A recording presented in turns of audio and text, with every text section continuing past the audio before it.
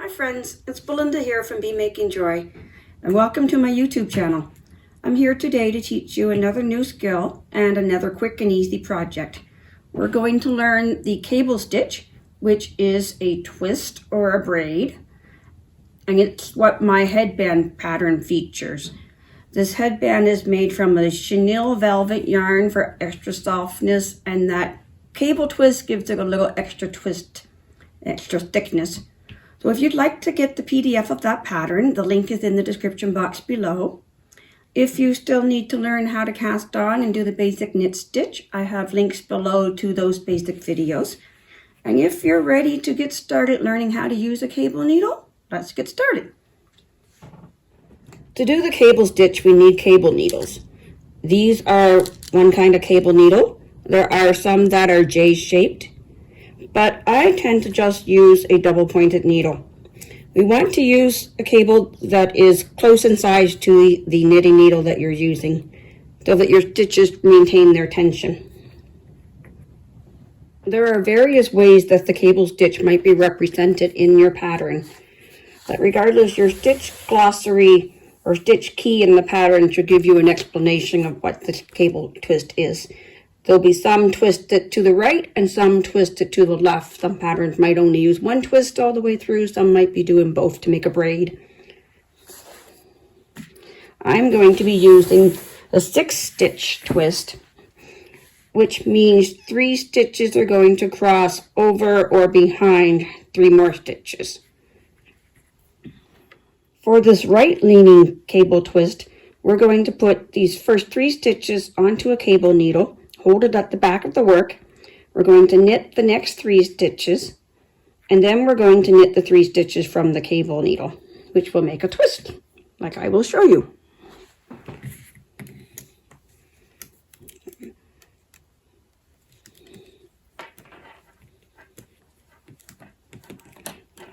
Hold them at the back, knit the next 3 stitches,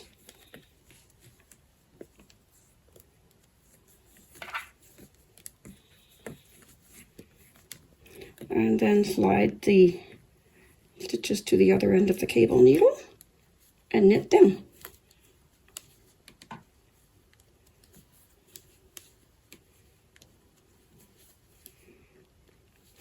And then we drop the cable needle, carry on with the row.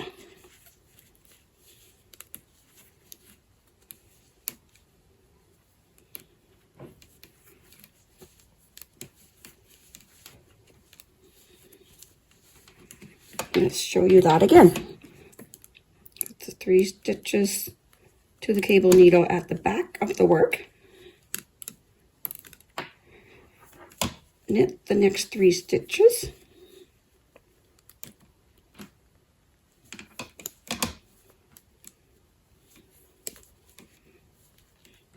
And then knit the 3 off the cable needle. If my yarn was more slippery, I would use one of the hooked shaped cable needles. But since I have very tight tension with this yarn, that straight cable needle is working quite well. Can you see why that was called the right cable cross? Because the forward stitches are crossing, leaning towards the right. Now we're going to do a left cable cross, which will require the first 3 stitches to be put on a cable needle, held in the front this time, knit the next 3 stitches behind the cable needle, and then knit the 3 stitches from the cable needle. So let me show you that.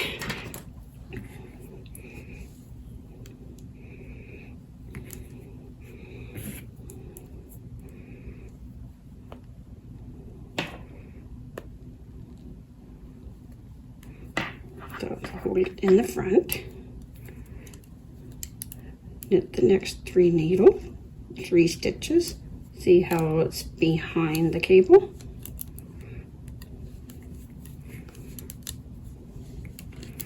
And then slide the cable needle into position.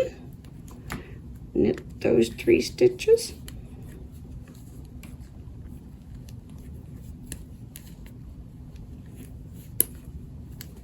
Drop the cable needle and carry on with the row.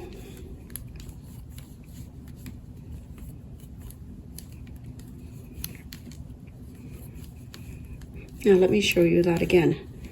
Put the 3 stitches onto the cable needle in the front of the work. Knit the next 3 stitches off the knitting needle.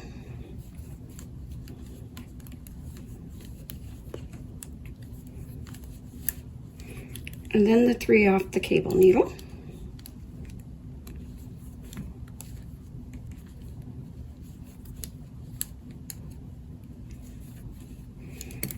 And then carry on with the row.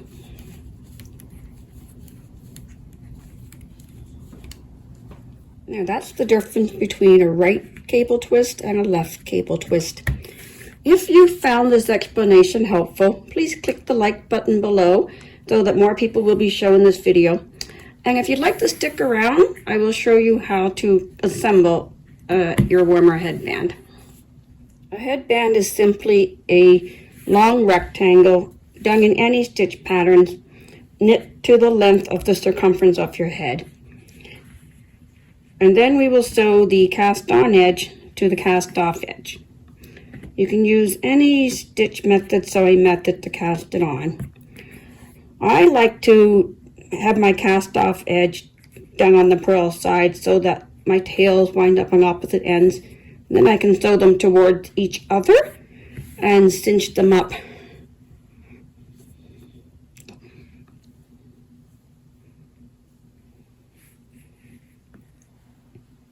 For this, we need a large eye needle, a yarn needle. And I like to do my sewing with the right sides facing me so I can see that I'm keeping it neat. And it just requires picking up a stitch from one side and then coming back through the next stitch and across to the other piece of fabric or other end of the fabric.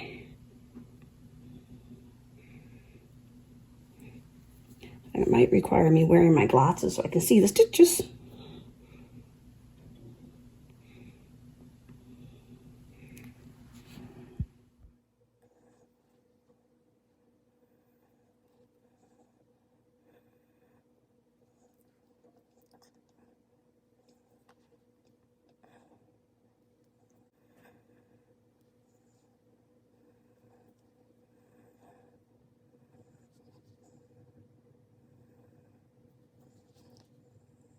Now we could continue with one tail all the way across, but I like to stop at the halfway point and switch to my other tail.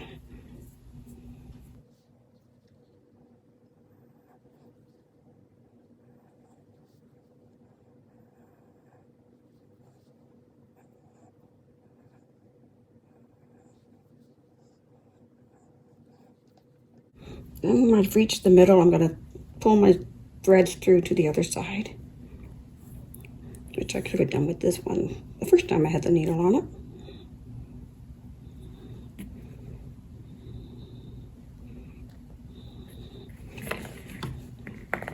Now for my styling, I like to cinch these in. Gently, we don't want to break the yarn. And then I'm going to knot it for staying power.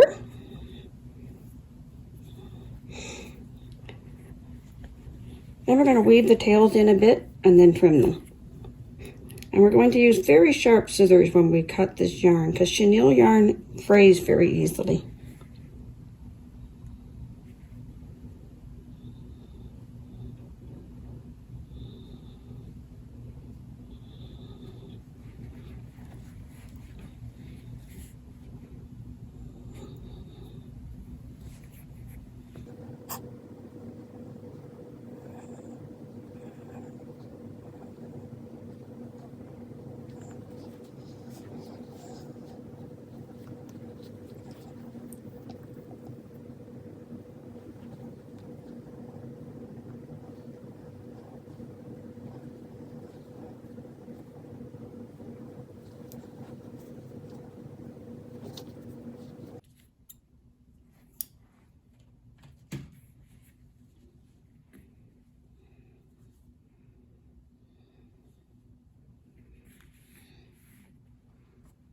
Please show me some support by clicking the like button below so that the YouTube algorithm will show my work to more people. And if you would like to see my next project coming up in 2 weeks, please click the subscribe button so you'll be notified of when the next project comes online. Or ring that bell. Thank you for watching and have a nice day. Happy knitting!